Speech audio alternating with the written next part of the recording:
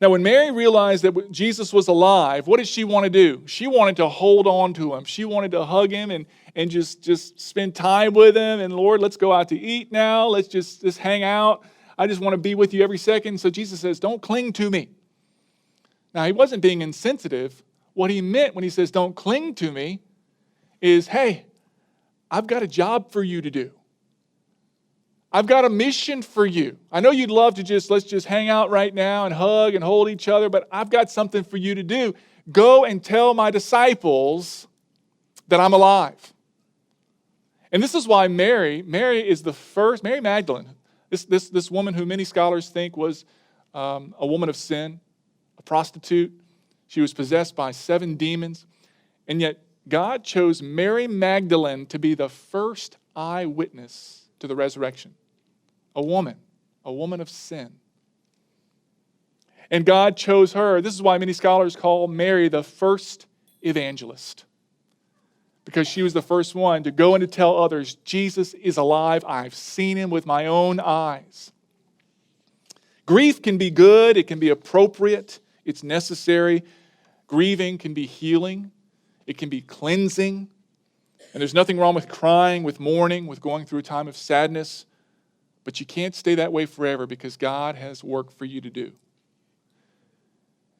But if you forget that, then you'll stay in your grief. You have to remember that God has a mission for you. He's got a calling on your life. There's work to be done. You may have lost something, but you didn't lose your life. Somebody else may have passed away, but you haven't. You're still here, which means God's not done with you yet. He's got stuff for you to do.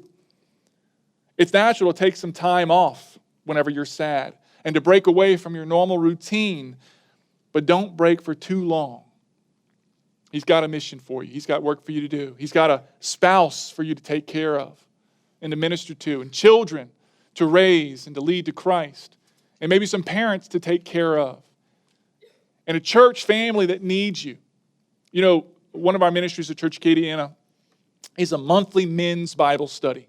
And we have it at my house the second Tuesday of every month. And I would love for all of you men to come and be a part of it. We eat together, and then we have a Bible study. And if you have a son or a grandson or a nephew or a friend who's 12 years old or over, you can bring him too. And the purpose of men's Bible study is to equip men to be the spiritual leaders of their families, to equip men to lead their families to Christ. Because, men, you have a job to do. God has a calling on your life, and no matter what you go through, what hard time you go through, God has a plan for you. You are needed. You've got children, grandchildren, a spouse, a church that needs you to be a strong man of God, leading people to Jesus. Here's the cool thing about staying focused on your mission. If you stay focused on your mission, whenever grief enters into your life, then you're not going to be captured by your grief. Because it's hard to stay depressed when you're trying to tell your kids about Jesus. It's hard to be overcome by sorrow whenever you're volunteering at church. In other words, whenever you're getting your hands dirty and you're staying busy, it's hard to wallow in your grief. The devil wants to use your grief to distract you from your mission. God wants to use your mission to help you live with your grief.